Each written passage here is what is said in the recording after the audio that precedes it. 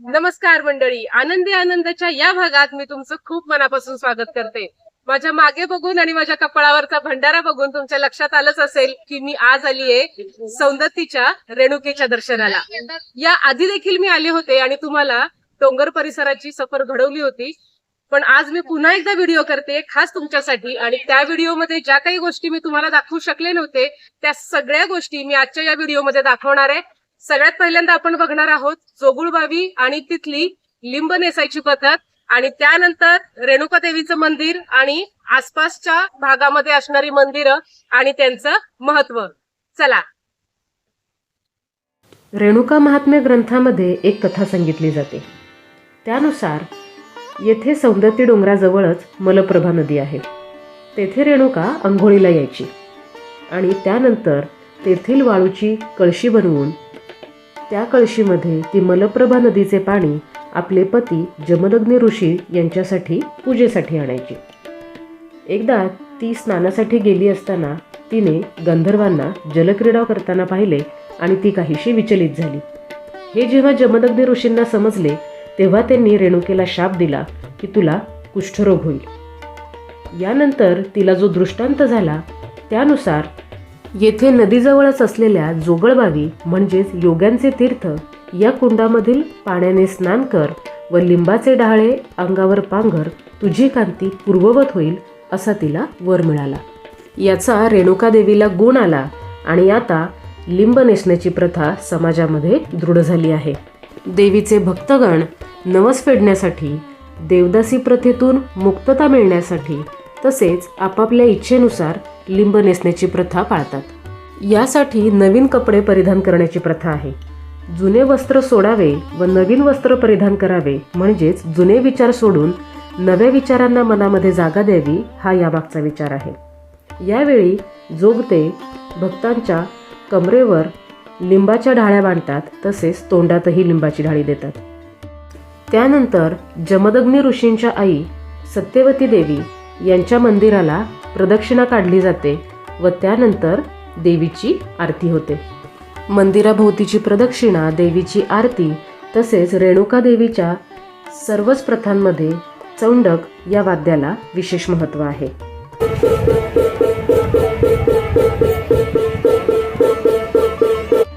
लिंब नेसण्याच्या प्रथेबद्दल तर मी तुम्हाला सांगितलं, पण रेणुका देवीच्या उपासनेमध्ये परडीला देखील महत्त्व आहे. तर परडीला का महत्त्व आहे याची कथा मी या व्हिडिओमध्ये पुढे तुम्हाला सांगणार आहे. आता आपण श्री सत्यवती देवीचे दर्शन घेऊया.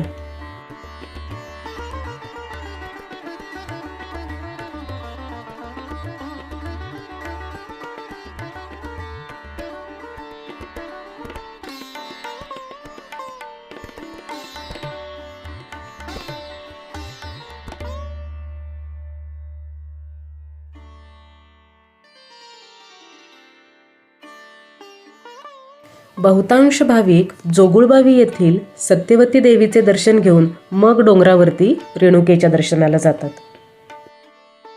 यल्लमा आणि रेणुकेचे ऐक्य मानले जाते, त्यामुळे सौंदत्ती येथील रेणुकेला यल्लमा म्हणून देखील ओळखले जाते. रेणुका या शब्दाचा अर्थ रेणुमयी पृथ्वी असा होतो. योनी प्रतीक मानल्या जाणाऱ्या कवड्यांचे यल्लमाच्या पूजेत महत्त्वाचे स्थान आहे. अपत्यप्राप्तीसाठी स्त्रिया तिला नवस बोलतात. यल्लमाच्या उपासनेत जोगतिणींना व पुरुषत्वहीन जोगत्यांना महत्त्व आहे. कायद्याने देवदासी प्रथेवर बंदी आहे.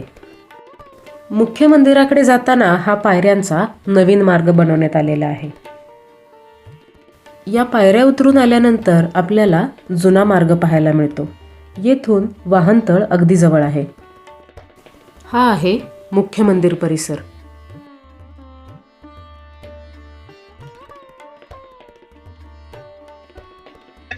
आता आपण आलो आहोत ऐक्य मंदिर परिसरामध्ये. माझ्या मागे मला रेणुका देवीचं मंदिर दिसतंय. तिथे आल्यानंतर अशी एक प्रथा आहे की आधी रेणुकुंडाचं दर्शन घेतलं जातं. तिथलं पाणी अंगावरती आणि पायावरती घेतलं जातं आणि त्यानंतरच रेणुकाच्या दर्शनाला लोक जातात. तर आधी आपण रेणुकुंडाचं दर्शन घेऊया. तुम्हाला रेणुकुंड दाखवते आणि त्यानंतर आपण रेणुका देवीच्या दर्शनाला जाऊया. येणुकुंड हे बोली भाषेतले नाव आहे. याचे मूळ नाव आहे येणी कुंड. येणी म्हणजे तेल. येथे एकूण 3 कुंड आहेत. असे सांगितले जाते की जमदग्नी ऋषी आणि रेणुका देवी यांचा जेव्हा विवाह झाला तेव्हा विवाहानंतरचे विधी तसेच अभ्यंग स्नान हे सारे या कुंडांच्या इथे केले गेले. त्यामुळे या कुंडाच्या पाण्यामध्ये पाय धुवून किंवा हे कुंडाचे पाणी अंगावरती घेऊन त्यानंतरच भाविक श्री रेणुकेच्या दर्शनाला जातात. या खडकाळ डोंगरामध्ये असणारे हे जिवंत कुंड म्हणजे निसर्गाचा एक अद्भुत चमत्कारच मानला जातो.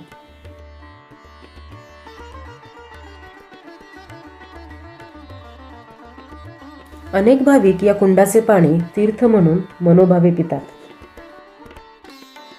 सौंदत्ती येथील हे रेणुका मंदिर 13व्या शतकातील आहे.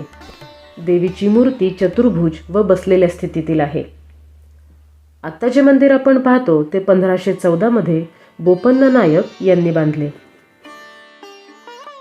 हे आहे रेणुका देवीचे मुख्य मंदिर. येथे दर्शनासाठी तुम्हाला 2 पर्याय उपलब्ध आहेत. एक म्हणजे नेहमीची दर्शन रांग आणि दुसरी म्हणजे तुम्हाला जर जलद दर्शन हवे असेल तर मंदिर प्रशासनाने VIP पासेसची देखील सोय केलेली आहे.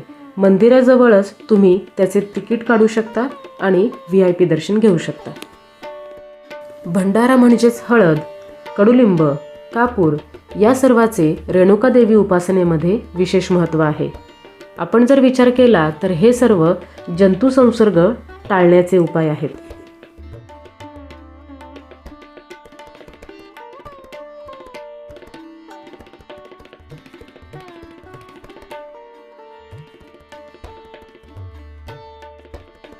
श्री रेणुका देवीचे दर्शन झाल्यानंतर मंदिर परिसरातील इतर महत्त्वाच्या मंदिरांचे दर्शन घेतले जाते. ती मंदिरे कोणती ती आता मी तुम्हाला दाखवते. मुख्य मंदिराच्या मागील बाजूस हे श्री एकनाथ व जोगनाथ यांचे मंदिर आहे.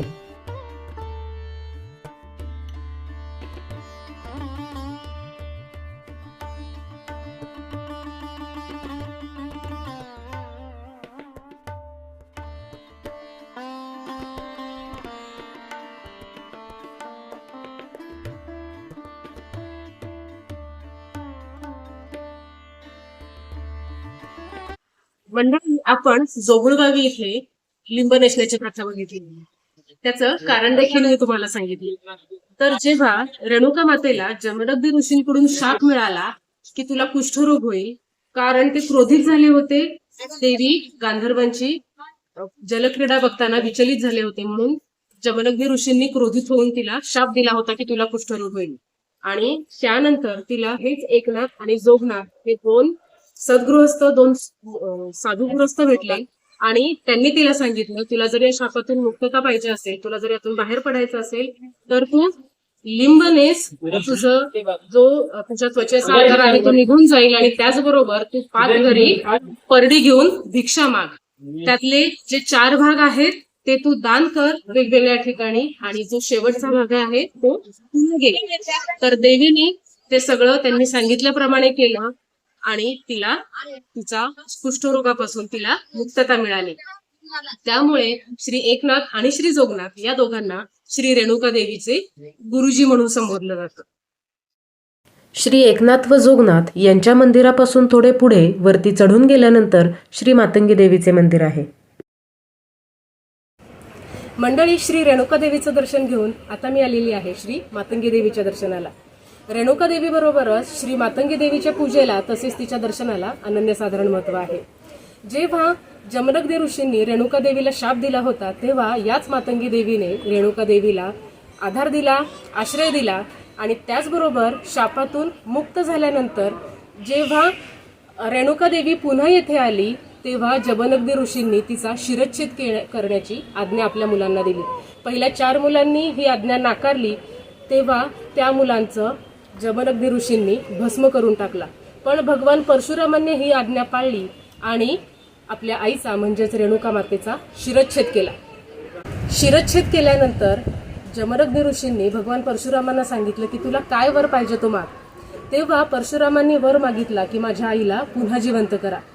पण शिरच्छेद इतका जोरात होता की रेणुका मातेचे शिर सापडेना. तेव्हा मातंगी देवी मदतीला धावून आली आणि ती म्हणाली माझे शिर तुम्ही घ्या. तेव्हा असे सांगितले जाते, अशी आख्यायिका सांगितली जाते की रेणुका मातेचे धड आणि मातंगी देवीचे शिर अशी मिळून आत्ताची रेणुका देवी बनली. आणि नंतर जेव्हा रेणुका देवीचा शिरच्छेद केलेलं शिर सापडलं तेव्हा मातंगीचे शरीर आणि रेणुका देवीचे शिर अशी मिळून ही आत्ताची मातंगी देवी बनली. आणि त्याचमुळे मातंगी देवीला रेणुका देवीची बहीण देखील संबोधलं जातं आणि मातंगी देवीला मान दिला जातो रेणुका देवी बरोबरच तिच्या पूजेचा, तिच्या दर्शनाचा. चला आपण मंदिरात जाऊया.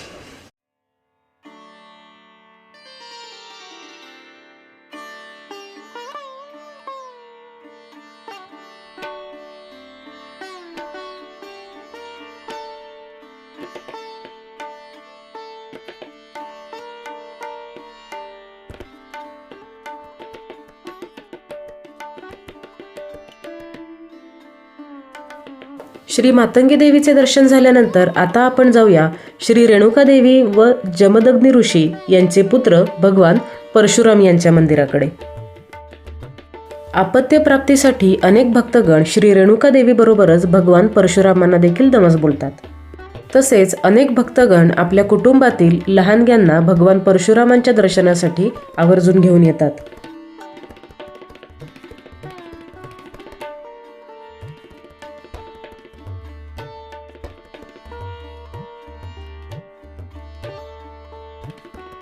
एकदा जमदग्नी ऋषींनी रेणुकेला वर दिला की लाखो भाविक तुझ्या दर्शनाला येतील आणि तू राणीसारखी राहशील. माझे स्थान मात्र तुझ्यापासून काही अंतरावर राहील. मी संन्यासी वृत्तीचा गृहस्थ आहे, त्यामुळे माझे स्थान काही अंतरावर असलेलेच बरे. त्यामुळे रेणुका मंदिराच्या समोरील टेकडीवरती जमदग्नी ऋषींचे हे छोटेसे मंदिर आहे. मंडळी, आजच्या या व्हिडिओमध्ये श्री रेणुका मातेचा मंदिर परिसर तसेच जोगुळबावी येथील लिंब नेसण्याची प्रथा आपण पाहिली. या संपूर्ण परिसराबद्दल आणखी जास्त माहिती तुम्हाला जर हवी असेल तर त्याचा व्हिडिओ मी आधीच केलेला आहे. त्याची लिंक मी खाली डिस्क्रिप्शन बॉक्स मध्ये दिली आहे. मंडळी, आजचा हा व्हिडिओ तुम्हाला कसा वाटला ते कमेंट करून नक्की सांगा. व्हिडिओ लाईक करा, शेअर करा आणि असेच नवीन विषय पाहण्यासाठी आनंदी आनंदाला जरूर सबस्क्राईब करा. भेटूया आनंदी आनंदाच्या एका नव्या भागात, एका नव्या विषयासह किंवा नव्या ठिकाणासह. तोपर्यंत नमस्कार.